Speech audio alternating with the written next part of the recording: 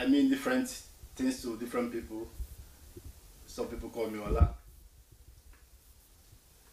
Most of others call me Alaji Razak, Engineer Razak. I'm a child that was born and brought up in Mushin, that suburb of Lagos. Um, that particular area called Idiaraba. And for those who know that part of Lagos, um, they will tend to see me differently in terms of my person and you know whom I've grown up to be, you know, having been brought up in that environment, Idiaraba, that area. Well, I remember this. I living at Idiaraba. I actually lived with my grandparents. My granddad was there. My grandmother was there as well.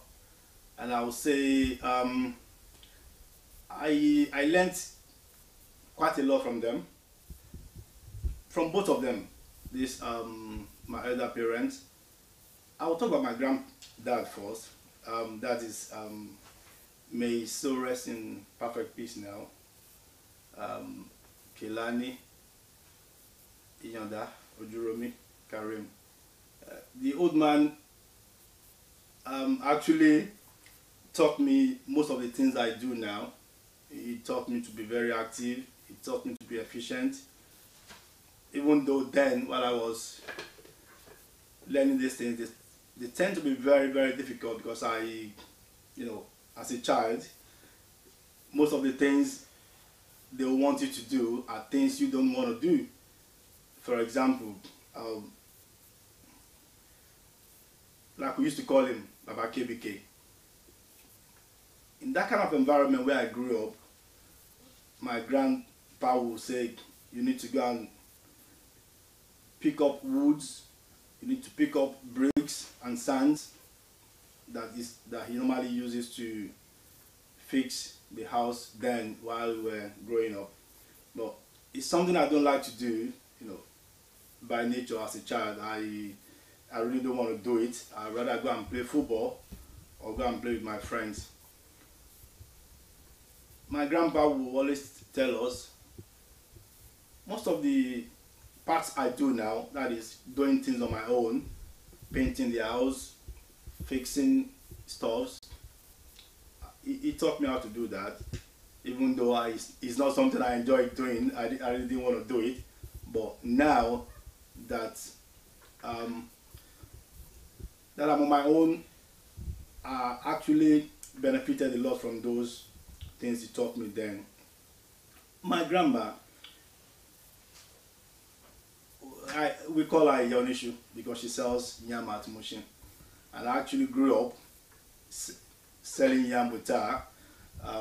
Whenever I come back from school, I remember I'll go to Mushin to meet her. And for those who are quite familiar with Mushin, around the Juwoye, I hawk yam, I move around with other kids who sell yam. My grandmother would tell me, please, Uncle me, if you sell very well, I'll increase your money, I'll buy stuff for you. And you know, all this actually motivated me, and you know, they inspire me a lot and make me a child that actually enjoy working hard, you know, having grown up with them. My grandmother too, may her soul rest in perfect peace, beyond issue. I miss both of them greatly.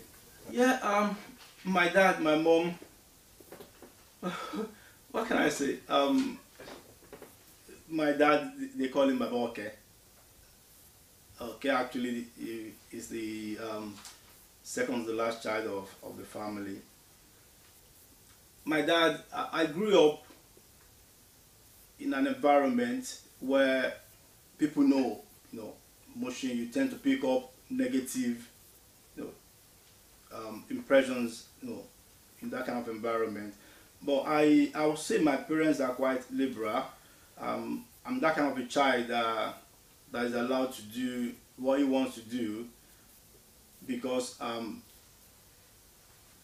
when I was growing up, I'm that kind of a child that I really want to, I want to do things. I know what I want to do. I know what I want to achieve. Even growing up as a child, I'm so inclined to doing things very well. And my parents, my dad and my mom, they are the kind of parents that will leave you and let you do things the way you want it, but they will do, they always do the checks and balances. That's the kind of parents I have.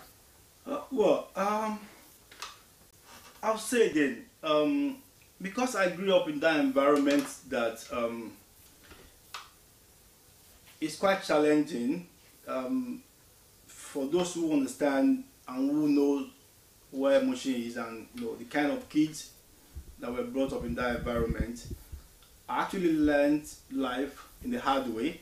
I must say. I grew up to realize that life is not like a bed of roses. You don't have all the luxuries. I'm not a child that that was born into that kind of family that have access to all he wants. So from that background, I realized that I need to be a different person from what the likes of other child that were brought up in Mushin were. When I started growing up, the kind of experience I had and the kind of challenges I had as a child actually prompted me to want to help humanity, want to contribute to the development of humans, and I just can't have enough of assisting people. And what I was actually looking for was a platform that would give me the opportunity to do that. And more so because of my background, despite the fact that I was brought up in that environment, I challenged myself to go to Arabic lesson. And along the line, I grew up knowing that in everything you do, God is very paramount and is very important. And with that, I got to realize that it is very important for you to help humanity, assist people. I think that was actually what prompted me. And along the journey of my life, while growing up to traveling around the world, I've met a lot of people that have actually had several challenges in life. And actually I prayed to God and said, okay, if all you can do for me is give me the opportunity to help people, I think I will do, but I don't know how.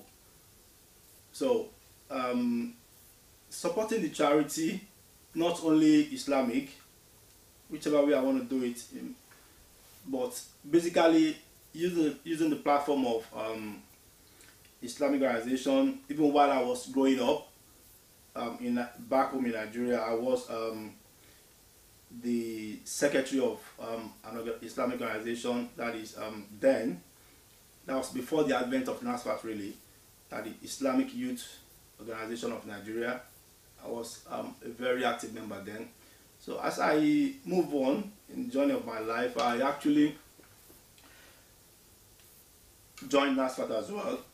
And with NASFAT, I realized it is a platform that I can use to improve lives of others, that I can use to do my charity work.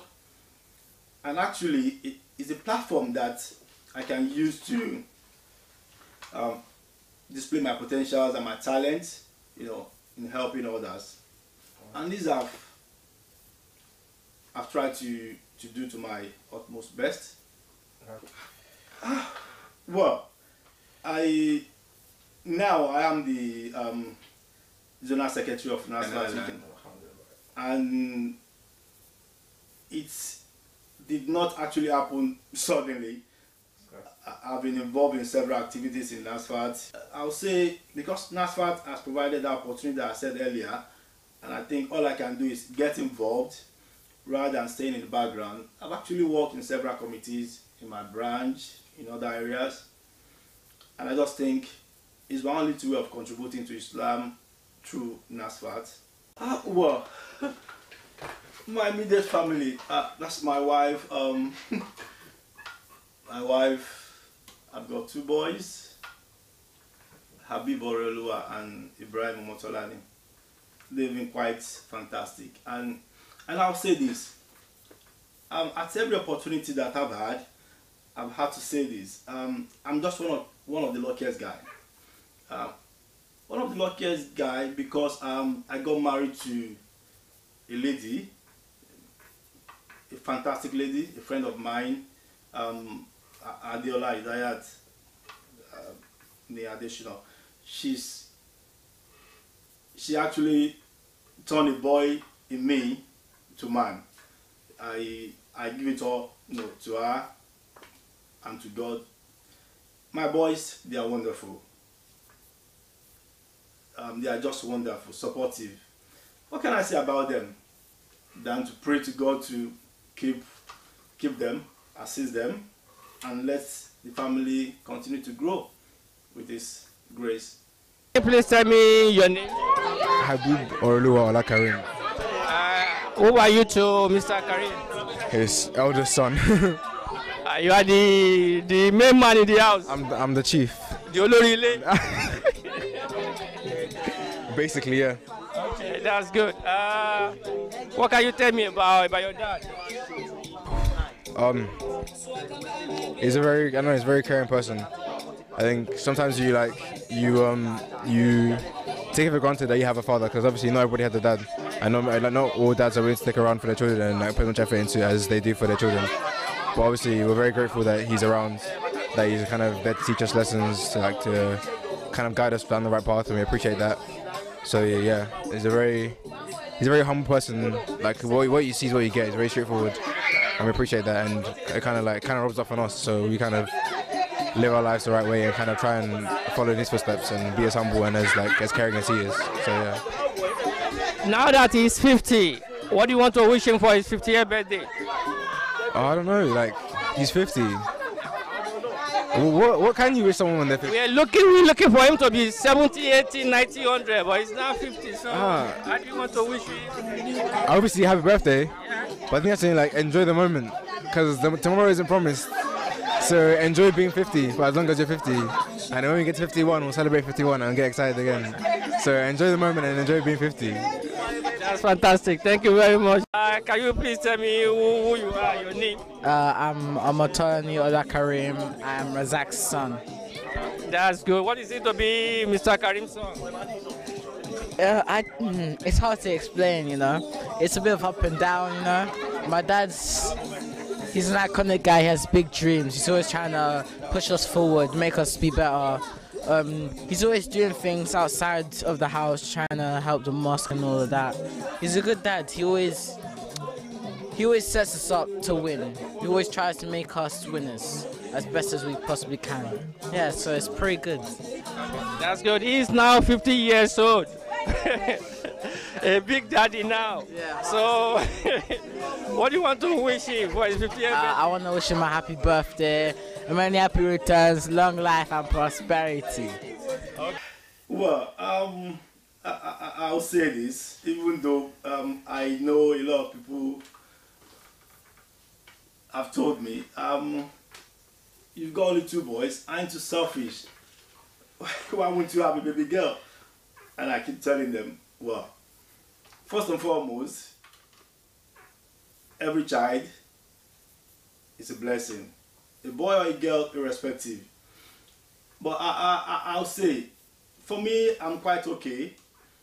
I love kids. I would have loved to have more than 2.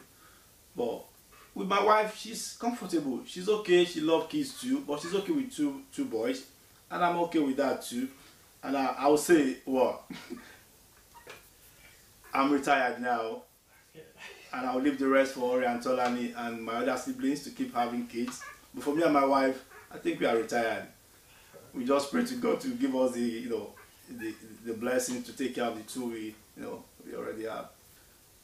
Well, I think if afraid is the word, I've seen quite a lot. I've gone through several challenges, and alhamdulillah, today I thank God I'm still alive. Failure is what I detest in life. I detest failure. I'm not actually afraid of failure. I'm ready to confront every challenges as they come, and I believe with God, I'll overcome all challenges. But failure is something I really don't. I detest failure so much, and that's why I keep pushing. Yeah, quite a lot of things makes me happy, sincerely I must say, but most importantly in my life, it's been my prayer, and I keep telling God all the time. Each time I help anyone to I made or make any impact in people's life, and there is positive outcome. Anytime I remember that, I smile to myself and I say, yeah, alhamdulillah, I feel fulfilled. And that's what I keep doing, and I want to keep doing. I pray to God to assist me in doing that. Helping people, making people happy is one thing that makes me, feel fulfilled in my life all the time. I must tell you, 5 with a 0 at the back, to me is a number. It's not really special to me, but the fact that I'm 50 now tells me and gives me a signal, which is the fact of life, that I'm getting old. Even though most of the time people tell me you look younger than your age, I'm not getting deceived. I know I'm old at 50. I know I'm getting older anyway. But it's just for me to to be able to do more in life, face challenges, cross hurdles, expect achievements and greatness. And at 50, I think all I see in my life is possibilities. Well, to everyone, like you said, a lot of people call me engineer Razak, some secretary, some will say all that. But there's one thing that's that's astounding. There's this name a lot of people don't know, and that name is actually reserved for my wife alone. That is Olaolu. You see my wife calling me Olaolu, and when she calls that name, it's special. Who am I? I'm Razak. And I'm that guy who is so simple, straightforward, dogged, a go-getter. And I think that is who I am. I'm just that kind of person who wants to get results. I just want to get results. I want to achieve things. But to others, I may be something else, but that is who I am. That one wish. Yeah. That one wish. I've got quite a lot, and I can weave a whole lot into one. But I think the best I wish for is for God to give me that opportunity to always make people happy. I really wish I should keep doing that. I have to thank God Almighty for the journey so far. It's been rough and tough, but here I am still standing. I would thank God Almighty. I would thank my parents, friends and families, far and near. I can't thank everyone enough. In my journey through life, I've had friends, I've had enemies, I've had loads of people around me, and those who have actually criticized me have helped me a lot to improve. Those who have congratulated me, who have said a lot of congratulations to my achievements, have actually pushed me to do more. And I can't thank everyone enough, but most importantly, I will thank my wife, Adiolat Idayat Olakare, for who she is, for believing in me, for giving me that nod all the time when I feel down. Even at a point when it seems as if the four walls of life is closing in on me, she's been there. Adiola, this is to tell you how much I love you, I care about you, and I really appreciate you. I may not say that so often, but I'm saying that I love you, Adiola. And to everyone who have made one impact in my life or the other, all my siblings, I can't mention all of you, but at least I would say Elanre, Olayemi, okay, my darling sister Kuburat, she's a mother, and a lot and lots of others who are my siblings, Kamoru, Moria, everyone around me. Then my other families, Islamic families, everyone. I cherish you all. I thank you all for believing in me. I thank you all for supporting me. Whatever I must have achieved, it is not by my might, it's not by my power. I'm not so intelligent, I'm not so perfect, but irrespective of my shortcomings, you all still believe in me, you supported me, and a lot of people don't know this, and a lot of people really don't know this. I've got 2 wives, but you don't know. I bet you don't know. Do you? No, you don't. I have one fantastic lady behind me, and she's my pillar, and that's Tokumbo. The lady I'm talking about. A lot of people don't know her, but believe me, she's right there at the background, working to make sure I succeed, Deola succeed, Aurelua succeed, Ibrahim succeed. She's just there. She's the pillar. Tokumbo, I love you. I appreciate you. Thank you for being there for us. We love you. And that's a fact. I don't say that to you, Tokumbo, all the time. But believe me, Tokumbo, I do love you. I do appreciate you. Thank you very much for being there for me. My name is Teslim Adetokumbo Motosho. Who are you to Mr. Razak? I'm a very good friend of Ace. What can you say about his 50 years birthday? What do you really know about him? I've known him for a while, at least for a decade now, more than a decade now. Alhamdulillah for him, because it hasn't been easy for people to actually attain this golden age of his.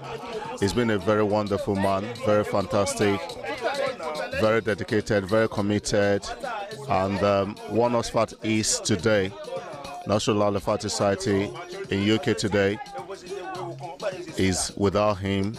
I can imagine he's really done a lot for the development of NASFAT in the UK. Can you please tell us one wish that you want to wish him for his 50th birthday? One wish that you want to wish him for his 50th birthday? Yeah, I pray for him to witness another 50 years on earth, so that inshallah we'll all be together to witness his century, 100 years. That's going to be great. Thank you very much, sir.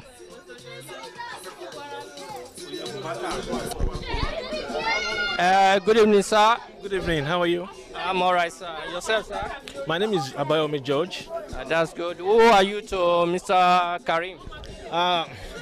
It's a very complex issue. I'm a brother to him. I'm a mentor, and we work in the same establishment together. We're united together.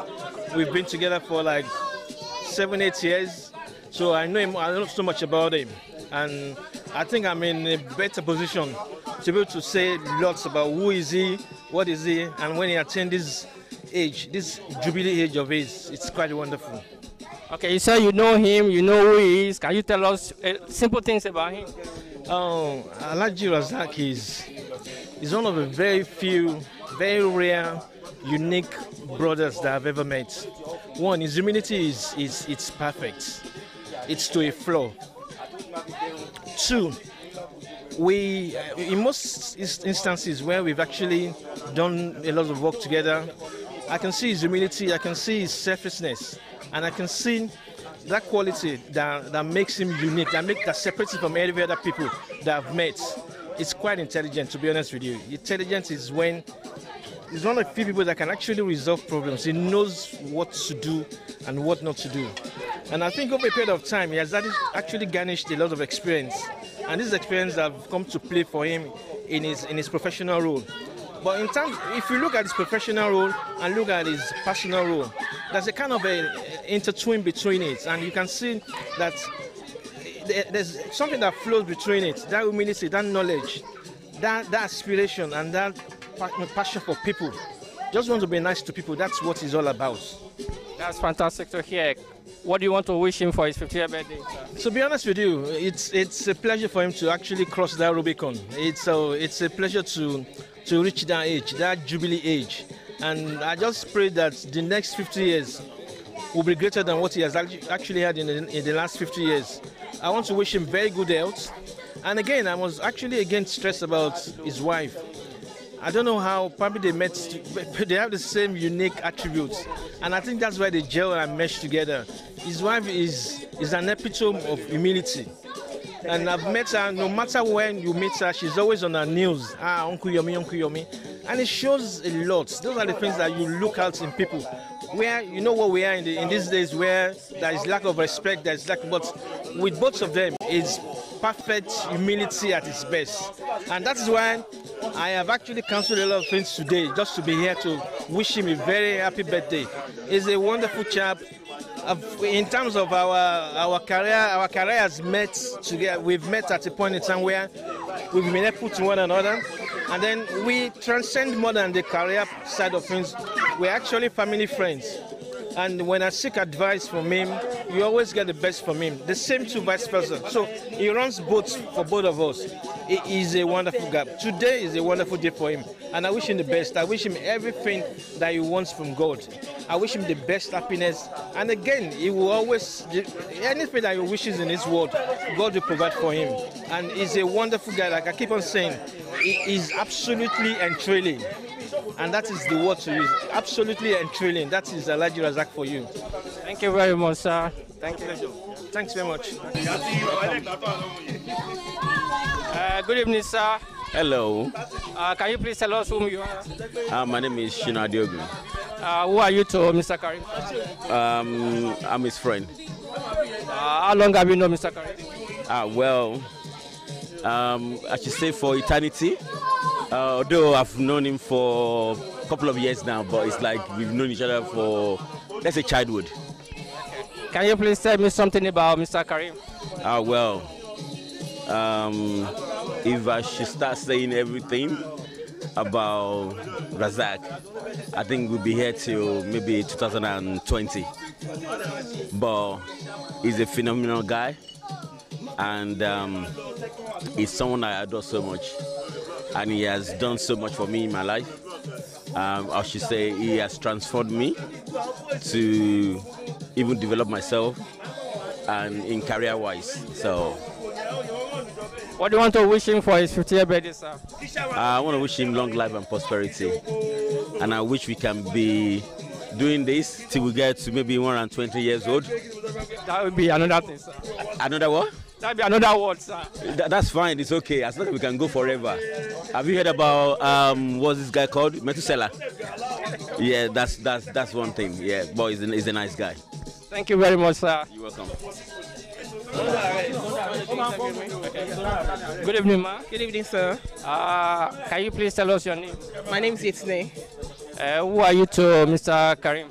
Oh, I'm his distant cousin or sister, more like, yeah. That's good. How long have you known Mr. Karim? Oh, wow. I've known him for well over 3-4 years now. Okay, that's good. Can you, for that 3-4 years, can you tell us who Mr. Karim is?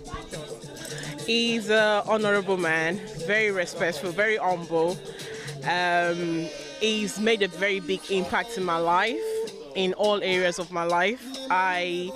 Sometimes you wish for people, honorable men and women, to come into your life and have a big impact in your life, but we don't get it. But when it comes to Uncle Razak, since I've known him, I've never regretted any second that I've known him. He's been a big influence in my life positively. He's a honorable man, himself and his wife and his family. And the honest truth is I'm very honored to be here right now. I thank God for sparing his life, for everything he's been through. And yeah, he's somebody I want in my life for a long time. What do you want to wish him for his 50th birthday? I just want to wish him all the best, God's best for him. May God continue to bless the works of his hands, protect him, give him long life and prosperity, be with him and his family, and just give him everything a man needs to be the best he can be. Thank you very much, madam. Thank you. Good evening, madam. Good evening, how are you? I'm all right, ma. Yourself, ma? Oh, yes, I'm fine. That's good. Can you please tell us who you are? My name is Elijah Adejoke. That's fine. How long have you known Engineer Razak? I've known Engineer Razak for over 5 years, if not 7 years. What do you know about Engineer Razak, ma? I know because normally I call him Abdul Razak. He's a very humble man, a sincere man. You need to kind of be close to him to know how very supportive, helpful he is. With the family, I am close to the family. I know all the boys, I know the wife as well. And with Abdul Razak, it's always been a brother to me in the area. Anytime I need support, especially when it comes to around IT, it's never been lazy about it. You need something, just call him. He's a kind of an auto-response man. That is what I always, call him. And I pray to God and I thank today as a special day for many days to return. Is there any one special thing you want to wish him for his 50th birthday? For his 50th birthday, I wish him abundant health and long life and prosperity. Unity in life and a lot more. And a God blessing. Thank you very much, ma. Okay, thank you. Good evening, sir. Good evening. Can you please tell us your name? My name is Aji Wahid Olanigo. Who are you to Mr. Karim? I'm a friend and a colleague. That's good. How long have you known Mr. Karim? Well, I think I've known him for a while now, like 5-6 years plus now. That is a long. Can you please tell us something about Mr. Karim? Wow, something that's whatever. Just tell us who he is. Well, I know him as a friend, and as a friend, he's a very peaceful, loving person. As a colleague, a very hardworking, futuristic person, which is something I really like about him. It's somebody that you can rely on. It's somebody you can actually seek advice from, and you will actually know he's always there for you as a brother as well. And as a friend, as a colleague, we've worked together, and I see him as somebody that has got a good vision, and he only needs the right resources to actually make things work. So yeah, so he's actually been a good person to me. For his 50th birthday, what do you want to wish him? Well, I wish him everything in life. I wish him the very best in life. I pray Almighty Allah empowers him more. I pray Almighty Allah gives him good health, and I pray Almighty Allah enrich him. He really wants to do a lot more. He's really not empowered enough, but that's why I'm praying for Almighty Allah to empower him more so that he can achieve his heart desires. Thank you very much, Mr. White. Thank you. My brother of life is 50. 50 is the new 30. Happy birthday, Alhaji Razak Ola. This is Falake from Lagos. Wishing you the best, praying that the Almighty Allah will continue to bless and protect you at all times. Praying that Lord God, you will make you the head, and you continue to be the head and not the tail. Praying that you will live to see your children, that line will fall in pleasant places for you. Have fun today, you guys. Rock! 30 billion for their country. Long life is your portion in Jesus' name. You will live long and love along until you go to heaven in Jesus' name. Amen. Very good. Happy birthday, Uncle Razak. Long life is your portion in Jesus' name. You live long to see your grandchildren in Jesus' name, your great-grandchildren in Jesus' name. Happy birthday, sir. Long life and prosperity is your portion. As you step into this new season of your life, may every single thing you wish for, pray for, may you get it in Jesus' name. And may you have good health in Jesus' name. Happy birthday to you. Happy birthday to you. Happy birthday to you, my brother. Happy birthday to you. Razak, I wish you a happy birthday. In this year of Golden Jubilee, the Lord God Almighty will cause you to jubilate.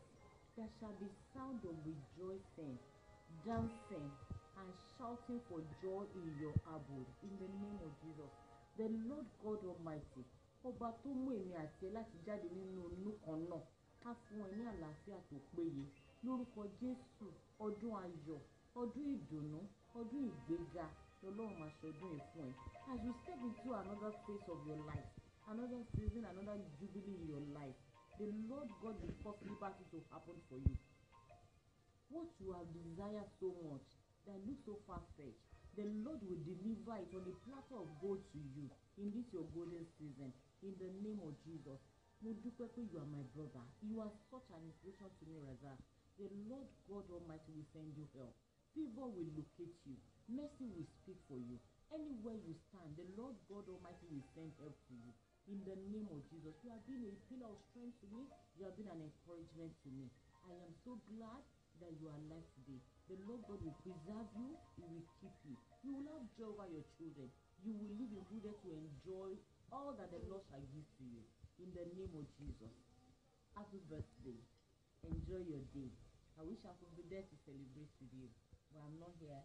But I pray that God Almighty will cause you to celebrate. Enjoy.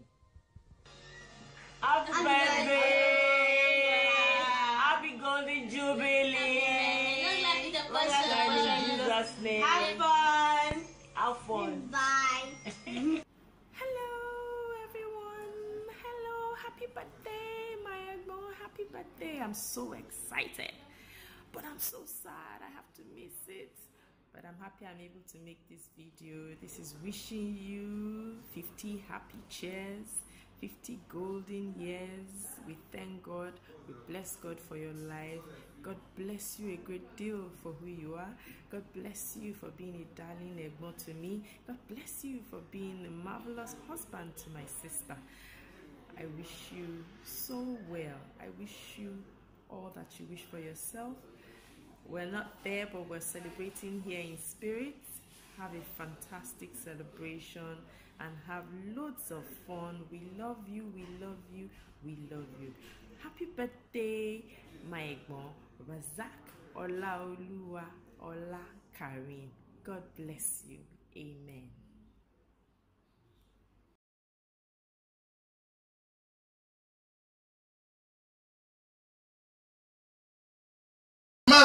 Bismillahirrahmanirrahim. Haulila. Haulila. Hulila. Hulila. Lalihula. Lalihula. Haulila. Haulila. Hulila. Hulila. Lalihula. Lalihula. Haulila. Haulila. Hulila. Hulila. Lalihula. Lalihula. Haulila. Haulila. Hulila. Hulila. Lalihula. Lalihula. Haulila. Haulila. Hulila. Hulila. Lalihula. Lalihula. Haulila. Haulila. Hulila. Hulila. Lalihula. Lalihula. Haulila. Haulila. Hulila. Hulila. Lalihula. Ọlọ́run mo bí ọ pẹ̀lú orúkọ rẹ. Mo bí ọ pẹ̀lú àṣẹ rẹ. Mo bí ọ pẹ̀lú àìníkù rẹ. Ìwọ là ń bẹ̀ o. Lágbára kankan. Ajẹ́ Razak ọlọ́run jẹ́ ṣọ̀pọ̀lọpọ̀ ọdún. Ọlọ́run wa bí ọ gbogbo àwa tá a wá síbí lẹ́nìí. Táwa bá yín dunú, ń tí ń pa wá lẹ́kún nú ayé wa. Wọ́n lórúkọ rẹ tá a dá yìí bá wa yí padà kó máa dẹ̀. Àgbàkọ̀lẹ̀ àyíká nípa ọmọ Muhammad. Wọ́n láì gbé àlẹ́ nìkan kan tá a gbójúlé. Kò sẹ́ni tá a fara ti tá ìwọ ọlọ́run. Ó kọ ọlọ́run tá a dá yìí inú ìwọ ọlọ́run gẹ́dùn sí. Ànábì àmọ́ fi kì ọ́. Ó yàtọ̀ sí àwọn ọkọ̀ àwọn nǹkan tá a máa kàn lórí kọ̀ǹpútà. Ẹ̀yẹ́ máa ń gba amádàlí rẹ̀. ọlọ́run wọlé kí má dàdí ló fà nẹ́bì ìwà àti ẹ̀ ọ̀rọ̀ tẹ́ ẹjọ́ sọ kò sẹ́ni tó gbọ́ kọ́nà ọ̀rọ̀ tẹ́ ẹjọ́ sọ bá nẹ́bì bá sọ fẹ́ nìkan ta etí rẹ̀ ọ̀yà torí pé etí tó ti jọ tó ọ̀tọ̀ọ̀tọ̀ ni ọlọ́run mo bì ọ́ pẹ̀lú orúkọ ọlọ́run yìí a bì ọ́ pẹ̀lú àìníkù rẹ̀ gbogbo ibi tọ́rọ̀ wa kù sí ọlọ́mọṣàbà àtúndẹ̀ sí ọjọ́ pẹ̀lú sá àtọmọ àtẹ̀yìn àtayá ẹ̀ ní sunkún ọlọ́run jẹ́ ẹ̀gùn lẹ́mìí ọlọ́run jẹ́ ẹ̀gùn lẹ́mìí ju báyìí lọ pẹ̀lú àlàáfíà ara tó péye alibarikola Muhammad gbogbo onítọ̀ kásán wa wà níbi ibi tọ́rọ̀ wa kù sí wọ́n máa dáṣà kan lẹ́kọ̀ọ́ wọ́n ní àsopọ̀ tó yẹ aṣọ léèbù bẹ́ẹ̀ ni o ẹlòmíì ò lè gbé ti ṣe jáde nǹkan sì ń ṣe àmọ́ tí wọ́n bá kun pa kéèkì àwọn tó sì kun pa kéèkì wọn gbọ́dọ̀ nínú òjò yóò sàn ní. so ọlọ́run wọlé ànábùwà Muhammad ìdí ń ṣe wá tá a lè bẹ́ẹ̀ ní kankan sọ ọlọ́run mọ́sà bàbá bí yà á. gbogbo bí táwọn ọlọ́kọ̀ ayọ̀ sí ọlọ́run jẹ́ aráyọ̀ ń bẹ̀ ẹni tó lẹ́jọ́ ọlọ́run bá yanjú ẹ̀ ẹni tí ń tọrọ ọmọ ọlọ́run fún ẹni tí ń tọrọ oyún ọlọ́run fún ẹni tí ń tọrọ ọkọ ọlọ́run fún gbogbo nítorí káàkiri wọn fẹ́ ọlọ́run mọ́sà bí yà bùkátà ẹni tó ti ṣiṣẹ́ ìrọ̀rùn mọ́jọ́ ó ṣiṣẹ́ ìdádúró lẹ́nu iṣẹ́ àgbàgbọ́lá Muhammad gbogbo àwọn tí máa wà nù lé tí wọ́n máa wo kádàrá yẹn ń ta ìmọ̀ràn tábàjọ́ ṣẹ lórí wa àwọn tí wọ́n fi gíláàsì wo ni bí ọ̀nà ibi tó tún gbà ní ọlọ́run mọ̀jẹ̀ lágbára lórí wa mọ̀jẹ̀ lágbára lórí àwọn àgbàgbọ́lá Muhammad. Ya ayu ya qayyum Allah ya ayu ya qayyum atakarabi abudu salumi dákun máa sọ ntọ́ bá fẹ́ gbogbo tó ti kú lóore wa lágbára ọlọ́run wọlé orúkọ ọlọ́run ayul qayyum táwọn bá wà ti sà ọlọ́run máa jí gbogbo tó ti kú lóore wa ọlọ́run bá wà jí atakarabi abudu salumi bisambi ina umalumi yaduka ya ayu ya qayyumu Allahu ya ayu ya qayyumu atafakira bi abulisabi fawdalana baba tasibi talali ukufu bi babi rabbi Allahu ya ayu ya qayyumu bi ya sharaiya Alisadaya Rabali Baraya Igibirila ne Samba wale atoya Igibirila ne Samba wale atoya o Igibirila ne Samba wale atoya Allahu ya ayu ya qayyumu takijaka bibu kumva yakunu Bikanda ya suni mamuinu bisiri isimaika nasta'inu Allahu ya ayu ya qayyum bil Mustafa ashimi Muhammadu minisimi bisama ya madu mata zikirahu fi tashahudi Allahu ya ayu ya Allahumma ya ayu ya qayyum ya dafi ya qayyum kiyar man ya raja adam min al-jannati wa radahu wa ya madar ayuba wa shafahu wa ya majala adal musa wa najahu wa ya marfa iza ila as-samai wa ya majala yusbat uti wa raja wa majala nuha wa qawmuhu bima itufani najina wa salam ibrahim من نار نسلمنا من كل فساد وعلى أسن والحم والجام والدار والشعر والفقر والمراد جيش من قبل جبل الإنسان ذلك القدير يا داعي ويا قوي يا كريم حسبنا الله ونعم الوكيل ونعم المولى ونعم النصير وعيد رسول رب والمثل جود وانترى أمرين واستجبنا له فكشفنا ما به من واتينا وآله ومسلم ورحمة من ذكر nítorí àsìkò ni torí àsìkò ẹ̀yin lọ́lọ́run ọba tó ṣàánú fún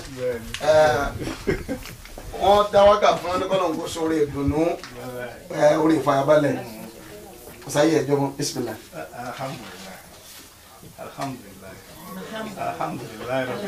àwọn bàbá wa ní alhamdulilayi rabbil alamin tó bá ti yọ owó àbáyọ ẹ máa rọ kó yẹ kó má pọ̀ ẹ máa rọ Mashallah. tí n bá ní mo dúpẹ́ gbogbo ẹ̀jẹ̀ àmúlẹ̀ mọ̀ ọjọ́ pẹ̀ mi. alhamdulilayi jọmọ ẹja sọ pé alhamdulilayi jọmọ ní tẹ wíyì tẹ tún wá ní gbogbo àtàwọn bí ẹni fọ̀rọ̀ mi ṣe yanu Allah fọ̀rọ̀ mi ṣe yanu Olúwa fọ̀rọ̀ mi ṣe yanu Allah fọ̀rọ̀ mi ṣe yanu Ọlọ́run má kọ̀ mí sílẹ̀ fọ̀rọ̀ mi ṣe yanu ọ̀rọ̀ mi dọwọ́ rẹ̀. Kankan níwájú ní lẹ́yìn èmi ò lẹ́ni kankan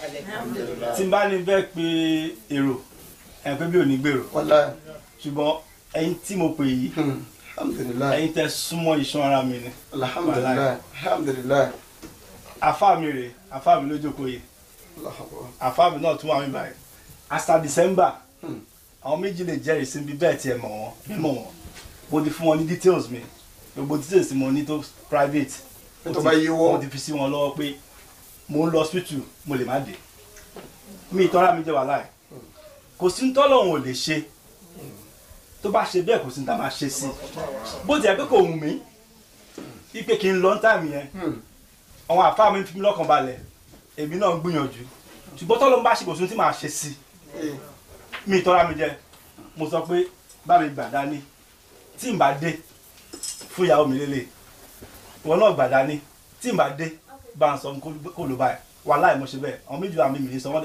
ẹlẹ́rìí mi nìyẹn nítorí pé mo gbàgbọ́ pé ó ṣe ṣe kí n má dé ó ṣe kí n má dé nítorí bó ṣe rí ṣùgbọ́n alhamdulilayi ẹni bá rí mi lẹ́yìn tó máa rí mi tàwa ní ṣé wọ́n yìí sí kìṣà máa tún wúra mi pé wàláhì. kábíyèsí rẹ̀ ọba ọlọ́run kábíyèsí rẹ̀ ọba ọlọ́run olórogún kò lọ́ba kan kò lẹ́ni kejì kábíyèsí rẹ̀ ọba ọlọ́run. mo dúpẹ́ fọlọ́run wàláhì mo dúpẹ́ tí n bá ní kí n máa sọ màá máa sọ ṣùgbọ́n wọn tó bá mọ̀ á máa mọ̀ bó ṣe rí lọ́kàn mi wàláhì tí n bá ń fi gbogbo ọjọ́ ayé mi dúpẹ́ ó tó bẹ́ẹ̀ tí n bá fi gbogbo ọjọ́ ayé mi dúpẹ́ ó tó bẹ́ẹ̀ alhamdulilayi kọ́ ló má bà ọpẹ́ mi jẹ́ ibi tọ́rọ̀ mi kù sí ọlọ́run mọ̀ wàláhì ọlọ́run mọ̀ bí n tiẹ̀ lè bẹ́ẹ̀ dà sọ ọlọ́run mọ̀ kọ́ ló ń jọ kó ṣàánú mi kò tí kò mí kí n kánjú kú wàláhì kò mí kí n tètè kú kò mí kí n tètè kú o nítorí pé ẹ̀sìn dùn mọ́ mi nínú púpọ̀ ká sáré síbi sáré sọ̀hún ṣègbìyànjú ká ṣe charity ó dùn mọ́ mi nínú púpọ̀ ohun tó ń keep life mi nìyẹn ṣùgbọ́n kọ́ lọ́ọ́ má dè mí mọ́lẹ̀ kó má dè mí mọ́lẹ̀ kó má jẹ́ kí n àìní lè jáde máa lọ ṣèyí sọ̀hún máa sáré lórí ọ̀rọ̀ ẹ̀sìn tí n bá ti ní nǹkan tó bá ti dè mí mọ́lẹ̀ láti má ṣe ọlọ́run ti pa mí sára nìyẹn mi ìfẹ́ kánjú kú wàláì mo dẹ̀ wọ́n pé ńgbà tó ti gbé mi kọjá ìyẹn wàláì ó ti ṣàánú mi alhamdulilayi gbogbo ẹ̀yin tí ẹ dúró tì wọ́n wá ta wàláì ọlọ́run ọba kò ní fi ìnira kan yín bọ̀dù ibi tí ìnira bá ti ń kan kálukú mọ̀ kọ́lọ́ bá mi mú kó wọ́n lá bó ṣe ṣàánú mi bá mi ṣàánú gbogbo yín láti orí gbogbo tó ti bẹ̀rẹ̀ ọpẹ́ yẹn náà máa mú lórí ìyàwó mi nítorí pé gẹ́gẹ́ láti ṣe sọ ìgbà tí mo níyàwó tó fi mílẹ̀ láti rìn kiri ni wọ́n pè mí ní Nottingham ni mo lọ wọ́n pè mí Manchester mo lọ èmi kan náà ní Pages World ẹlòmíràn ní kí ló ń bá ká iṣẹ́ òun nìkan ni ṣùgbọ́n wàláì mo tó sọ wàláì mo mọ bọ́lọ̀ ṣe ń san mí bẹ́ẹ̀ dákọ̀ wọ̀n mọ̀ èmi mọ̀ lọ́kọ̀ọ́ra bọ́lọ̀ ṣe ń san mí lẹ́sàn-án òun ló ṣe jẹ́ pé mi ì fẹ́ dákẹ́ tọ́ máa ní wá ṣe kíní kan mo fẹ́ ṣe gbogbo ohun tó kù tí màá fi ṣe kọ́ lọ́ máa fún mi. mo máa ń lára ohun tí mò ń sọ fọ́lọ́run gbogbo àní pé kọ́ lọ́hún empower mi kí n má lè jọ ohun ẹ̀dá nínú even kó jẹ́ kí n go out of my way I just want to do it I want to keep doing it gbogbo ohun tí màá fi ṣe ó bẹ̀rẹ̀ látòrí àlàáfíà ẹ̀mí gígùn gbogbo ohun tó ní ìtọ́lọ́run fún mi ìyàwó mi Adéọlá wàláì ìyàwó mi ò sí lórí Facebook kò sí lórí Instagram gbogbo ayé ló mọ̀ nítorí tí ọ̀rẹ́ mi ò sí bí a ní báyẹn ní bá da ká fi ṣe yanràn wàláì ó dúró tì mí wàláì mo tún sọ ó dúró tì mí èmi náà rè wàláì Adéọlá dúró tì mí máa ń bẹ lọ́hùn bí mi ṣe fẹ́ tètè kú tó ó bẹ́tà fún mi kí n ṣáájú ẹ̀ lọ nígbà tó bá rẹ̀ ṣùgbọ́n mo fẹ́ kọ́ lọ́hùn jẹ́ kó dúró kó jẹ oúnjẹ ọmọ wàláì mo fẹ́ kọ́ lọ́hùn jẹ́ kó dúró kó jẹ oúnjẹ ọkọ mo fẹ́ kọ́ lọ́hùn bá jẹ́ kó dúró kí o gbójú rí pé èrè wà fún obìnrin tó bá dúró ti ọkọ wàhálà ìkọ́ bá mi ṣe lẹ́nu gúngun ọlọ́run má ṣe lẹ́nu kúkúrú àti ìwé ẹ̀kọ́kọ́ wa eléyìí bí a ń torí pé tí kí ó tó àlára mi náà ni ọ̀rọ̀ máa ń gbè mí náà láti sọ gẹ́gẹ́ ẹ̀yàn fáà mi ṣùgbọ́n wọ́n ti pọ̀ sí mi lára níwájú àwọn àfáà mi ti pọ̀ sí mi lára ó bẹ̀rẹ̀ láti orí ọ̀pọ̀lọpọ̀ mọ̀ ṣùgbọ́n ilé mọ̀ jẹ́ pé mo ní ìyàwó méjì mo ní àwọn tó mọ̀ mọ̀ ìyàwó méjì mo ní ìyàwó kejì ẹ̀gbọ́n mi ni ṣùgbọ́n ìyá mi ìyàwó mi ni tó kún bọ̀ wàláì nígbà táyé bá ti ń jẹ́ ayé kọ́lọ́ má jẹ́ mọ́ nira. àmín. tí bá ní Diola dúró tì mí èèyàn kan ló jẹ́ kí n fẹ́ Diola tó kún bọ̀ ló fi ìyàwó fún mi ló tún ṣẹ̀gbọ́n fún mi náà ó tún ṣẹ̀gbọ́n fún ìyàwó mi wàláì a máa wá sáré kí Diola má bàjẹ́ kí mi lọ má bàjẹ́ kí ìdílé mi má bàjẹ́ kọ́lọ́ má dọ̀rọ̀ ẹ̀rù.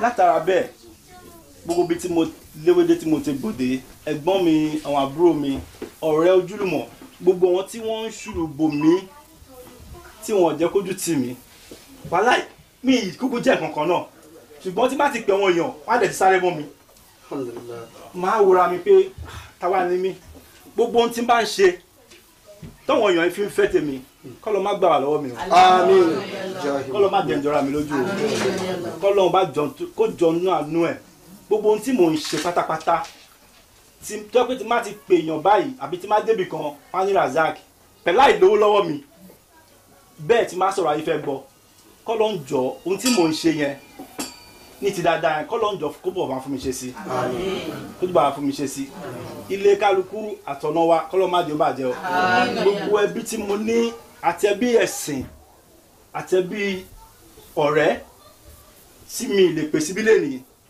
nítorí pé mi ìférò mo kàn wọ́n pé ọpẹ́ mi pọ̀ ọpẹ́ mi pọ̀ ṣùgbọ́n àwọn kan wà tán súnmọ́ mi jọ wọn kan lọ bẹ́ẹ̀ tẹ́nì kan bá gbọ́ pé mi ìpè òun lè ní abínú ṣùgbọ́n kì í ṣe ti ṣáájú bẹ́ẹ̀ wọ́n kàn pé kí n ra dúpẹ́ yẹn bó jẹ́ pé ọ̀pọ̀lọpọ̀ bá mi dúpẹ́ gbogbo ẹni tẹ́ ń dúró tì mí àtọ́tọ̀ sí mi kọ́ ló máa dàrọ̀ kálukú àwọn èèyàn dúró tì mí o aláìwọ̀n dúró tì mí àtọkùnrin àtobìnrin àtọmọdé àtàgbà kọ́ ló máa dàrọ̀ kálukú àti kálukú kọ́ ló máa jò bàjẹ́ ẹbí ẹ̀sìn tí mo tẹ̀ wá ní wákọ̀ yìí tí bá ti ń pe chairman pé jíjọ ká dìde chairman mi wà dìde tí bá ní pe gbogbo chairman lásán mi báyìí bí àjọ ní gbèrò kò tí mọ̀ fọ́mà chairman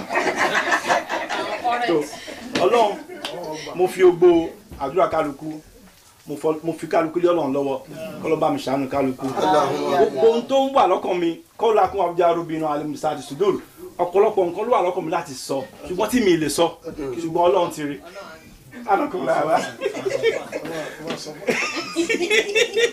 bẹ́ẹ̀ kọ́ mi náà ni kọ́lọ́ bá mi gbà bó ṣe látọ̀kọ́ mi sàlámù aláìkùm. mo fẹ́ fi owó ọpẹ́ ni ẹ bá mi dúpẹ́ lọ́wọ́ náà alhamdulilayi. alhamdulilayi. alhamdulilayi. alhamdulilayi. alhamdulilayi. alhamdulilayi rabbil alamin. ọlọ́run ní jẹ́ kẹ́ni ọpẹ́ wa ọkàn. àmín. àní dúpẹ́ tipátipá. Allahumma àmín. ọpẹ́ dùnú náà ń dúlé ni mo dẹ̀ mọ̀ pàdúrà ti gbà. alhamdulilayi. àdúrà tí wọ́n ṣe látàárọ̀ fún gbogbo wa àdúrà wa ti gbà. bí tàdúrà náà wá gbàdé kò ní takò síbẹ̀. àmín. lórí ìdílé kọ̀ọ̀kan tó jókòó síbi báyìí àdúrà náà kò ní takò síbẹ̀. ọlọ́run ní wákàtí ẹ máa fi ọjọ́ òní máa mọ̀ sí dáadáa. àmín. ẹ máa fi ọjọ́ òní tí Razak pé 50 yìí ẹ máa mọ̀ sí dáadáa lórí iṣẹ́ yín nínú ilé yín lórí àwọn ọmọ yín ọlọ́run á bá mi dúró tì yín ọlọ́run ọba tó ṣe Razak dé tó fi pé 50 léni tí kò pa nígbà tó yẹ tó pé 49 bá mi ṣọ́ dé àsìkò yìí. alhamdulilayi. àdúrà ti gbà. alhamdulilayi. ọlọ́run ọba tí ò jẹ́ kí wọ́n gbé bàtọ̀ fọ́ sẹ́nu ọmọ. alhamdulilayi. alhamdulilayi ẹ kú oríire ìyá wa. ọlọ́run ọba tí ò jẹ́ kí Razak kó ṣe 50 nínú sàárè. alhamdulilayi. alhamdulilayi ọlọ́run bó mọ̀ ṣeun. ọlọ́run ọba tí ò jẹ́ kan fi Razak bù mí. alhamdulilayi. alhamdulilayi. ọlọ́ọ̀bá tí ìjẹ́ kó sọ pé kò wà tán di èdè. alhamdulilayi alhamdulilayi ọlọ́ọ̀bá tí òjò kí ló wà kó tó lè ṣe. alhamdulilayi alhamdulilayi alhamdulilayi. ẹ bá mi dúpẹ́ lọ́wọ́ náà.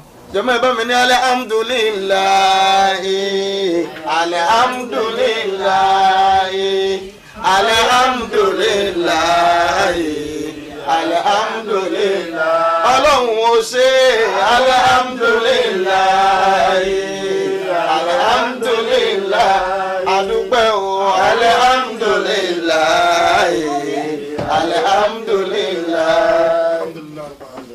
ọlọ́ọ̀bá tó wá ṣe tó yẹ kí Razak wá pé 50 táwa pè ní tẹ̀wá jókòó táwa ń dúpẹ́ ọpẹ́ náà kò ní kan lẹ́nu gbogbo ọláwọlá ilé ọláwọlá àjókòó yìí ọlọ́wà bá mi ṣàánú gbogbo bá mi ṣàánú Razak. àmín. mo fẹ́ fi owó yìí jẹ́ fi tọrọ fún Razak fúnra rẹ̀ olórí ilé ni Razak olórí ìlú àròlé nílé tó ti jáde ọlọ́ba mi ṣe bẹ́ẹ̀ délẹ̀. Allahumma àmín. níjọ́ tí ayé bá ń jáyé níjọ́ tí ayé bá ń jáyé Ọlọ́run má jẹ́ kí Razak mọ̀ nira. Allahumma àmín. Ọlọ́run má jẹ́ kí Razak dìde. Allahumma àmín. tí Razak kò bá tí ì dé ní ìdílé tó ti jáde ọ̀rọ̀ tí ì tó sọ ọlọ́ba mi ṣe bẹ́ẹ̀. Allahumma àmín. ọlá tó nítumọ̀ ẹ̀mí gígùn àlàáfíà téèyàn fi ń ṣayé ọlọ́ba mi gbé fún Razak. àmín. ọlá tí ó fi lè ṣe ọlá fáwọn èèyàn tí wọ́n jáyé lára ẹ̀ tí wọ́n dìde lára ẹ̀ ọlọ́ba mi ṣe fún. àmín. tọ́lá wọn bá mi ṣe fún tán Ọlọ́run kó má wà mí tì. Allahumma àmín. kó má fi mí ṣàwátì. Allahumma àmín. kó má fi mí ṣàwátì tọmọtọmọ. Allahumma àmín. kó má ní báwo ni tèmi ṣe jẹ́ nílé Razak. Allahumma àmín. kó má ní báwo ni tiẹ̀ ṣe jẹ́. Allahumma àmín. kó lọ wọlá ìjókòó tèmi yìí kó lọ wá wọlá gbogbo ojú tó jókòó yìí kó bá mi ṣàánú ẹ̀. àmín. kó bá mi dìde àánú sí i. àmín. kó bá mi ṣàánú ẹ̀. kó bá mi dìde àánú sí i. Ọlọ́run ọba kó lè tó ọmọ ṣe fáwọn òbí ẹ̀ kó tó ẹ̀gbọ́n ṣe fáwọn àbúrò ẹ̀ Allahumma àmín. kó tó àbúrò ṣe fáwọn ẹ̀gbọ́n ẹ̀ Allahumma àmín. kó tó ọkọ ṣe fún ìyàwó ẹ̀ Allahumma àmín. kó tó bàbá ṣe fáwọn ọmọ ẹ̀ àmín. kó tó ọ̀rẹ́ ṣe fún àwọn ọ̀rẹ́ ẹ̀ àmín. kó tó àbúrò ṣe fáwọn tó jẹ́rẹ̀ tó tún jù wọn lọ kó lọ bá mi ṣàánú ẹ̀ kó lọ bá mi dìde àánú sí àmín. kó bá mi gbé lọ́wọ́ sókè Ọlọ́run bá tó lè ṣe kò sẹ́ni tó lè ṣe mi ò lágbára lórí ẹ̀ ṣùgbọ́n ó wálé pẹ̀lú ẹlẹ́dàá tiẹ̀ ni kó lọ kó bá wọlá wákàtí kó wọlá àṣejù kó wọlá àdúrà tèmi náà ti ṣe fún kó lọ kó bá mi ṣàánú nígbà tó bá wá dáa fún kó má ní báwo ni tèmi ṣe jẹ́ Allahumma àmín. káráyé má wàá kọ́ yín mi sí Allahumma kó má àmín. kọ́ yín ẹ̀ sí mi. Allahumma àmín. Allahumma àmín. Allahumma àmín. owó ilé mo fẹ́ fi ṣàdúrà fáwọn tó bí mi lọ́mọ ìyá tó bí mi lọ́mọ ti jáde láyé lẹ́nu ṣùgbọ́n bàbá tó bí mi lọ́mọ ṣì wà láyé kọ́lọ́ba mi ṣe lẹ́mìí gígùn. Allahumma àmín. Alájẹ Adésínà ọlọ́màjò mọ̀ nira. àmín. Ọlọ́mà jẹ́ kí n ṣáájú ẹ̀ náà. àmín. Ọlọ́run jẹ́ kí n daṣọ àṣírí bò. àmín. Ọlọ́run mo fẹ́ kí n pàdé bàbá mi pẹ̀lú ìdùnnú. Allahumma àmín. Ọlọ́run bá mi ṣe bẹ́ẹ̀. Allahumma àmín. Ọlọ́run má jẹ́ kí n kírun sí bàbá mi lára. Mo fẹ́ kí n pàdé ẹ̀ pẹ̀lú ìdùnnú. Kó rí mi tọmọtọmọ pẹ̀lú ìdùnnú. Ọlọ́run bá mi ṣe bẹ́ẹ̀. Allahumma àmín. Allahumma àmín. Owó ilé fún gbogbo tó jókòó. ẹ lè farabalẹ̀ mọ́ mú o torí pounds lẹ́nu náà sọ ọmọ kanjú mọ́ ẹ̀wọ̀n ṣàdúrà yìí náà dáadáa yóò ní bàjẹ́. Gbogbo tó jókòó lẹ́nu. Dókítà Ògúnfẹ́mi ẹ máa bọ̀ nínú ẹ wọlé àǹtí Jọkẹ́dà wọ́n ti dìde gbogbo tó jókòó Alhaji Rasheed Alhaji Kazeem Alhaji Abẹ́kẹ́ ọ̀npù Sọjí àtìyàwó wọn ọ̀npù Ṣínà ọ̀npù brother Waheed brother Taiwo brother Isla everybody mo mà dúpẹ́ o ẹ ṣe ẹkú dìde ilé àtọ̀nà yìí ò ní dàrú ojú ènìyàn máa mọ́ sí rere lágbára Ọlọ́run tó fi ìdùnnú ẹ̀ so wá pọ̀ kò ní fi ìbínú ẹ̀ tó wá pọ̀ lágbára Ọlọ́run ìjọ NASFAT Ọlọ́run ní jẹ́ ó bàjẹ́ á tún gbọ́rò sí lágbára Ọlọ́run owó ilé fún àwọn tí mo bí Habib àti Ibrahim ọkùnrin ni wọ́n Ọlọ́run bá mi ṣe wọ́n lólórí. Àmín Allah. Ọlọ́run jẹ́ kí èmi náà jẹ wọn. Allahumma Bá mi amen. ṣe wọ́n lólórí. Allahumma amen. Jẹ́ kó rá láàánú. Àmín. Wọ́n bá láàánú bàjẹ́. Àmín. Ọlọ́run tó bá dùn fún àwọn náà Ọlọ́run. Ọlọ́run má jẹ́ kán kọ̀yìn wọn sí mi. Àmín. Ọlọ́run má jẹ́ kán kọ̀yìn gbogbo àwọn wa sí wa. Ọlọ́run jẹ́ ká jẹ wọn mọ́. Allahumma amin. Allahumma amin. Àkọ́bí mi rè Habib. Kọ́lọ̀ bá mi ṣàánú ẹ̀. Allahumma amin. Olólórí inú ilé kó bá mi ṣe lólórí délẹ̀. Àmín. Ó jẹ́ kó tún àkọ́bí ṣe. Àmín. Gbogbo ègún tó wà lórí àkọ́bí kó bá mi ré kúrò lórí ẹ̀. Àmín. Kó bá mi ṣe lólú ọmọ. Allahumma amin. Kó bá mi ṣe lólú ọmọ. Aláàánú, alárànṣe, alátìlẹ́yìn kó bá mi ṣe bẹ́ẹ̀ fún. Allahumma amin. Tó bá ti ń ṣe fún kó bá mi ṣe fàbúrò ẹ̀ náà. Allahumma amin. Allahumma amin. Allahumma Ṣé wàá amin. rówó lè? Lórí. Bẹ́ẹ̀ ṣe fún ìyáálé yìí. Kò yẹ ti gbọ́.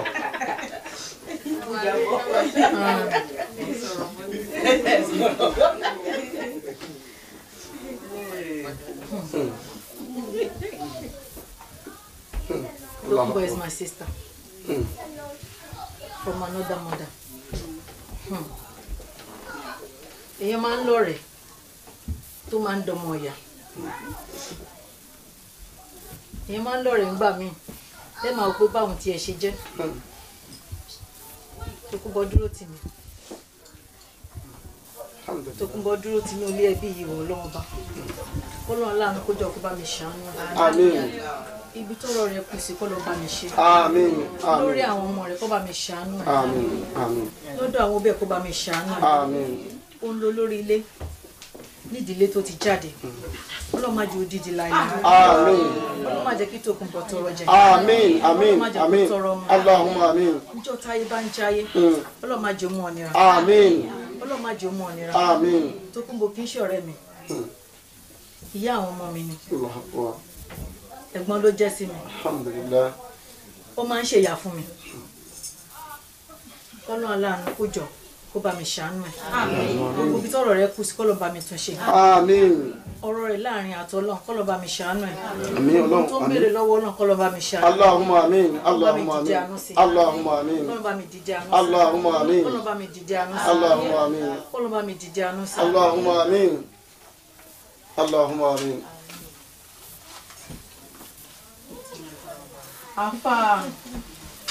Àwọn àfáà tó jókòó. Àfáà mi.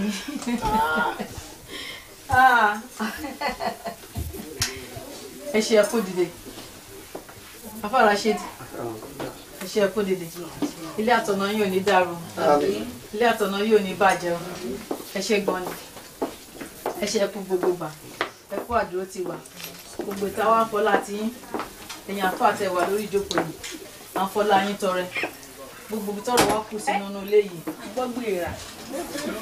Kọ́lọ́ aláàánú kó dákun kó ṣàánú wa. Àmín. Níbi tí ọ̀rọ̀ wa kù sí lólé kọ́lọ́ aláàánú kó bá wa wọlá àti ẹ̀yin tẹ́ ẹ jẹ́ àfa wa kọ́nà bá kó gbàdúrà wa. Ọlọ́run má jẹ́ kó máa ráyè bó bàtà fọ̀ sẹ́nu ọ̀nà wa mú. Allahumma amin. Ọlọ́run àwọn ọlá bó ṣe ń da fún yín lẹ́yìn Ọlọ́run ní jó bàjẹ́ fún. Allahumma amin. Àti rí inú wa ń dùn Ọlọ́run àníri inú wa ò ní bàjẹ́ lágbára Ọlọ́run. Ọlọ́run bá mi dìde àánú sẹ́yìn náà kó dìde àánú sáwa náà gbogbo ibi tọ́rọ̀ wá kù sí kọ́lọ́ bá wa ṣe é nírọ̀rùn lágbára Ọlọ́run gbogbo ibi tọ́rọ̀ ẹnì kọ̀ọ̀kan wá kù sí kọ́lọ́ bá wa ṣe é nílọ́rùn Olúwa ẹ ṣé gan ni o. Yàrá. Allahumma àmín. Allahumma bá a ti fẹ́ orí ọba ajẹ́ kórí. Allahumma bá a ti fẹ́ ó tó ọba ajẹ́ kó tó. Allahumma gbogbo èyí tá ò fẹ́ ọmọ fi ṣàdánwò. Allahumma ajá ọlá ikú ọmọ ẹ ò fẹ́ ọmọ fi ṣàdánwò. Allahumma ikú ọkọ ẹ ò fẹ́ ọmọ fi ṣàdánwò. Allahumma àmín. Wàláhì ó dákẹ́ ṣẹ̀yàn lọ́wọ́ Ọlọ́run ọba tó wá ti bá ń ṣàánú yín kò ní máa ń dójú àdúrà tì yín ní ìwágo mọ́ mo wágo tẹ́lẹ̀ ni ọba tí ò jẹ́ kẹ́ ẹ máa wá fi dọ́là lẹ̀ báyìí torí èmi fúnra mi náà ní ilé yín àwọn máa ń lé sẹ́líbrẹ́ǹtì àwọn adigun ó ti fẹ́ gbàsìkò mo wágo lóòótọ́ ṣùgbọ́n Ọlọ́run alájà mo bá yín dúpẹ́ o ṣẹ́rí bọ́lọ́wọ́n àìmọ́wì mi ò jẹ́ ká gbọ́ dáadáa tọ́lọ́run bá bá ṣoore torí bí ṣe máa ń ṣe é ìmọ̀ wá jẹ́ ká wò náà pé bí ẹ did it is normal nígbà téèyàn sùn lálẹ́ tó wá jí ó kú lálẹ́ ni kì í ṣe pé ó sùn lálẹ́ ó kú lálẹ́ ọwọ́ kó wá jí padà yẹn ṣé mo majority ni àárí ẹ lọ́la á fún aṣọ àárí ẹ lọ́la ẹ̀ńtẹ́ ó lè gba bẹ̀dẹ̀ ẹ̀ yìí ọlọ́run tó wá ṣe tí wọn torí ẹ̀ dúpẹ́ torí pé òrò délẹ̀ ẹ̀ lè dúpẹ́ ọlọ́run wá bá ń gbọ́ pé yín o ọlọ́run wọlá pé ẹ̀ ná dáadáa àbá máa ń bí ọnu kódà kó má wí gan ọwọ́ pápá dákẹ́ pípọ́ wá ń wò yín bẹ́ẹ̀ ṣe ń filẹ̀ yẹn ó lè ṣàdúrà fún yín ẹ̀dẹ̀ rẹ́rìn gbàtẹ̀dẹ̀ lẹ́jú nǹkan ìṣe àti dọ́dọ̀ yìí ọ̀rọ̀ owó ni wọ́n ti ṣàdúrà àbá ìdá wọ́n ti fi yàn dá sí wọ́n ní gbogbo ọpẹ́ wọ́n ti àbí ṣe àṣàdúrà ń bí gbogbo ẹni tó lè ti dé kílẹ̀ ká sọ fún wọn wípé o ti dé bàdúrà ẹ forí kó ní èèyàn máa jà ń bì kan tó lè jẹ́ ká lọ forí kó ìgò ẹ ti forí kó àdúrà ń bí ẹgbẹ́ bọ́ọ̀sì ní títòsí ayé ọlá àtàlájà ọlá alájà wa tó kún bọ̀ ọlọ́mbà ń wọ àlùbáríkà ìyá wa ìyá àdùnnú níyà dáadáa ìyá àdùnnú ìyá dáadáa ọlọ́mbà wọlá àníyàn màmá náà dákun má bàa ń da ọ̀rọ̀ yín rú gbogbo ẹ̀ ní ṣàdúrà fún yín níjọ́ sí náà bọ́n ṣe ṣe nì àwọn náà tó wá ṣe níta gbangba wà á mẹ́bìnì ìmọ̀tì rọ̀bíkà ayé ìgbà kan ni wọ́n máa ń kó òdu ẹ̀gbẹ́ lágbájá ọ̀dà láyé ìsìn wọn ní lágbájá wọn ní kò ń ṣàrẹ̀ o wọ́n jára wẹ̀ ni wọn ní kò ń ṣàrẹ̀ o ò dá ní jẹ́ bẹ́ẹ̀ o ò lè lu sí òtẹ̀ tó jẹ́ London yìí wọ́n wá lè dà wọ́n tún lẹ́yìn ìyá ọmọ bẹ́ẹ̀ ni wọ́n ka gbogbo ẹ̀ dá ló ń jẹ́ bẹ́ẹ̀ wọ́n tán yín she is not patronizing you wọ́n sọ bọ́n ṣe rí ni fact ọlọ́run má wàá bá wa yí yín lọ́kàn padà o ìǹtẹ́yìn náà wá lóhun tí wàá ṣe wòye tí mo ṣe yín náà tí wàá tó irọ́ ni ó lọ́wọ́ kan lónìí ṣùgbọ́n tọ̀dọ̀ tí yín ọlọ́run má ṣàgbàǹjò dà owó tẹ fẹ́ náà ọlọ́run jẹ́ ẹlẹ́rú náà nírọ̀rùn. gbogbo tí Razak Ayinde Ọlá sọ. ẹ dábẹ́ lẹ́ẹ̀kan ni àṣẹ ti gùn. àṣẹ ti gùn torí àwọn àfáà lọ́jọ́ pé Masha Allah. àti ṣàdúrà náà látàárọ̀ bọ̀ èmi á fẹ́ kí everybody tán wá lẹ́nu ẹ ṣe gan ni o àti pẹ̀lú ọlọ́run á wà pẹ̀lú everybody àdúrà gbogbo wa gbà gbogbo tá à ń fẹ́ pátápátá lọ́wọ́ ọlọ́run á ṣe fún wa tá à ń tí bèrè ọlọ́run á ṣe fún wa ẹ wá rábùrò mi kò máa gbà torí kó jọkùnrin nìkan mo máa ń fún ní àyè yẹn ṣùgbọ́n náà á bá mi dá ẹ sí ẹ̀mí ẹ máa gùn gbogbo lẹ́tà tó dẹ̀ kọ́ńdò ni àti sọ́nù gbogbo ṣe múlẹ̀ lèmi ti sọ́nù tó mọ̀ mo gbà fọ́lọ́ pé ó máa padà wá kò síbi tó lọ òun ló lórí ilé wa ó ti mọ̀ pé àlóbi ọkùnrin ilé wa òwòdẹ̀ ní sọ kò síbi tó lọ èmi ẹ̀ lè máa gùn bẹ́ẹ̀ mi náà bá ti ń ṣe 60 tí ń ṣe 70 sí 80 90 wọ́n náà máa tẹ̀lé lóṣù gbogbo wa báyìí ni ọmọ kan wà mí tàjọ ṣe 40 ọlọ́run mọ̀ pé àtúnjọ máa ṣe 70 ṣáàlà àjẹpẹ́ ní lágbára ọlọ́run máa kọ́kọ́ fi ilé ilẹ̀ fún gbogbo àdúrà tá a ṣe ń sìn yẹn báyìí. ṣẹ́rí àwọn ọmọ wa ọlọ́run ò ní jẹ́ káàrin wọn dàrú o ọlọ́run ò ní jẹ́ kí wọ́n máa kán dọmọ London torí ìkàwé London ní ìkọlọ́ kó ṣàánú wa ṣùgbọ́n ọlọ́run gbà wá ṣe àwọn náà lẹ́nu wọn tí wọ́n sáré káàkiri àtàwọn wẹ́wẹ́ àti kékeré àtàgbàlagbà ọlọ́run á wà pẹ̀lú wọn ọlọ́run á fi ẹ̀sìn hàn wọ́n ọlọ́run á jẹ́ kí wọ́n dàgbà gbogbo ohun tá à ń fẹ́ fún wọn tá à ń bẹ lọ́hùn fún àwọn ọmọ wa tí wọ́n máa ju bí tá a bá parí ẹ̀ dé báyìí àwọn àtúnṣe ìbẹ̀rẹ̀ ní new chapter ní ilé ayé wọn lágbára ọlọ́run á dá yín sí ọmọ ìní wá yín tì mo wà ń bẹ̀ ńgbà tí wọ́n ń bí eléyìí mo wà ń bẹ̀ ńgbà wọ́n gbà méjèèjì ni kò sí no so èmi náà ń ya wọn mo dẹ̀ wọn máa wò yín báyìí tẹ̀ máa ga jù ẹni kò tí kú báyìí ní ìsìn lágbára ọlọ́run á wà pẹ̀lú ọlọ́run á wà pẹ̀lú mi ní wá yín tì wọ́n á fẹ́ fi last money yìí mo wá fẹ́ fi tọrọ fún gbogbo àwọn òkú wa èmi náà ò ní bàbá òun ò níyà kọ́lọ́n kó ṣàánú àwọn tó dẹ̀ lókù lọ́run kọ́lọ́n èmi gan pàápàá bàbá ìyá mi èmi ló pé 33 years táwọn náà kú so mo fẹ́ bẹ lọ́run fún wọn kọ́lọ́n kó bá mi. wọ́n ti gba indemnity lọ́wọ́. bẹ́ẹ̀ ni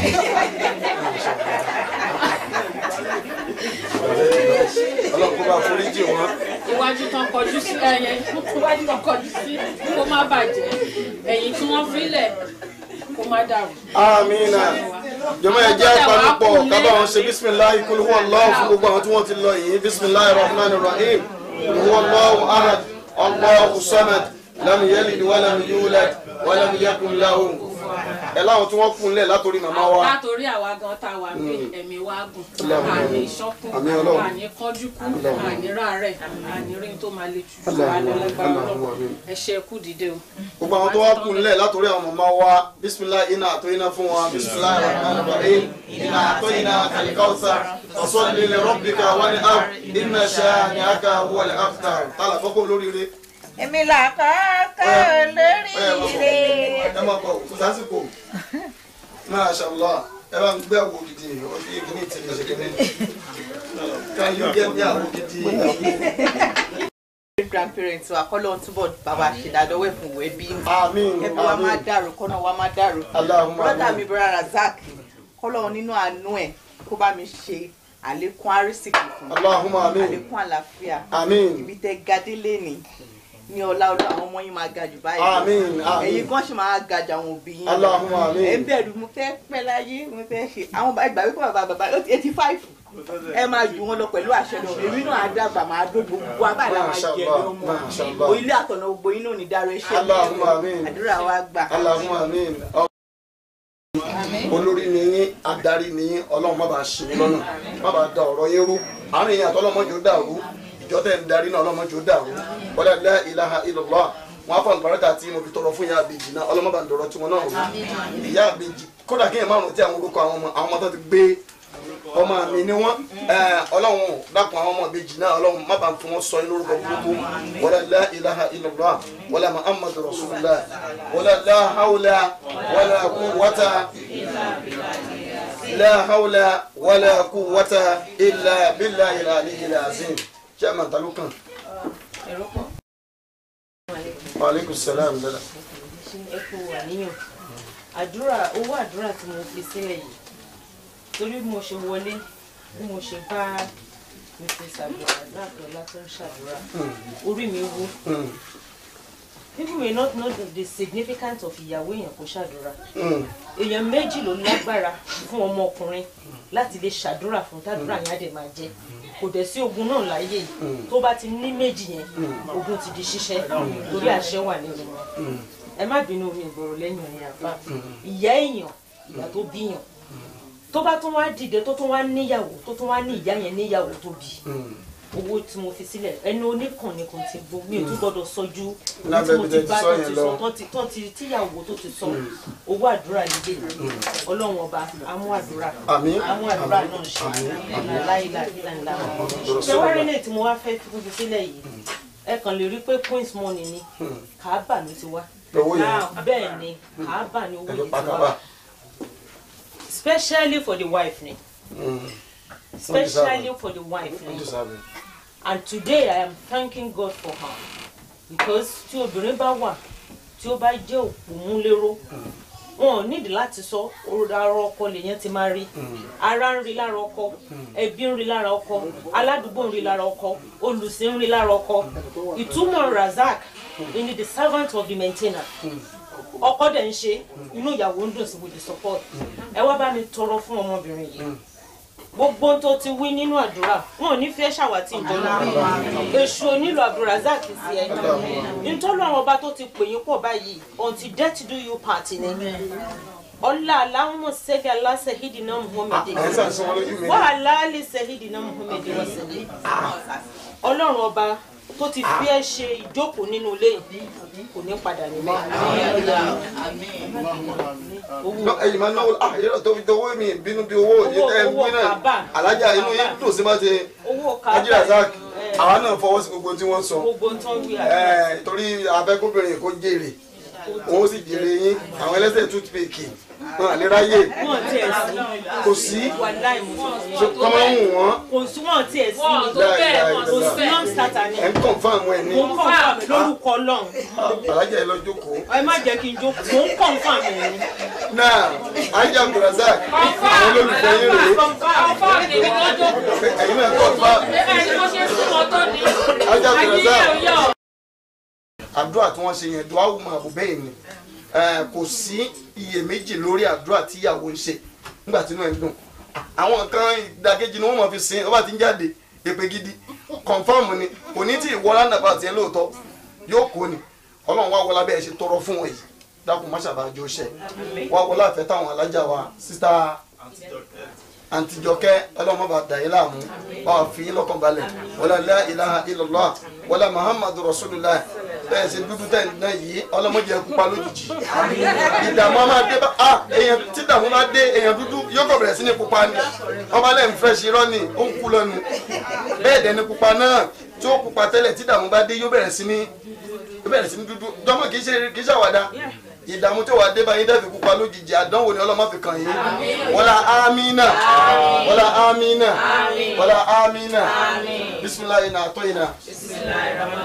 ina atoyina ilkawuta fasalli li rabbika wanhar inna olóríire ṣì wà lórí ìjókòó àbí tí ó tọrọ náà ṣe kọ. èyí náà wá tọrọ fún ọ̀rẹ́ mi wá. ní àwọn náà bí. àti ìyá wa tó kún bọ̀ àti ẹ̀tọ́kọ àti ìyàwó ibi náà láti mọ́ra ọlọ́run dẹ̀ ṣe wá lọ́rẹ̀ẹ́ ara wa so nígbà tí gbogbo bọ́n ṣe jẹ́ náà bọ́lọ̀ ń ṣe ń gbàdúrà bọ́lọ̀ bá ṣe jọ ń képe tó ń dá wa Christian lèmi ṣùgbọ́n gbogbo àwọn tó súnmọ́ mi Muslim ni wọ́n Muslim náà dẹ̀ ni wá so gbogbo kí lẹ bẹ́ẹ̀ ni bẹ́ẹ̀ ni torí pé nǹkan tí mo gbọ́ lé ní mo mọ̀ pé ìmọ̀lẹ̀ ni yín ẹ̀ ní dókun ìmọ̀lẹ̀ yín ò ní dókun. àti mo dẹ̀ mo apologize pé mo pẹ́ ẹ má bínú mo ń bọ̀ láti fi ṣe kí n jókòó ẹ jẹ́ ọkẹ́ ẹjẹ́ pé mo ga jù yín lọ. ẹ má jẹ́ jókòó. ẹ bọ́ bàtẹ́ ẹsẹ̀ nígbà yẹn kẹ́lẹ́ lọ. yìí mo ga yìí mo ga àfa mi we just say na we anyway alhamdulilayi ọpẹ́ la máa dá inshallah mo dúpẹ́ fún àfa mi èèyàn mi gidi ni he is a very humble person lájọ́ tí mo dẹ̀ ti mọ̀ wọ́n you know from day one alhamdulilayi àwọn àtìyàwó wọn ẹ̀gùn lẹ́mìí àlàáfíà ẹ̀gùn lẹ́mìí èrìǹjẹ gbogbo àdúrà tí wọ́n ti ń ṣe látàárọ̀ ọlọ́run á bá mú lọ sílé àṣẹ kò ní fi kankan owó àǹkàràmù kò ní fi kankan sílẹ̀ láì gbà gbogbo àwọn ọmọ wa ọlọ́run á ṣe wọn lọ́mọ olóríire ọmọ alágbàáríkà.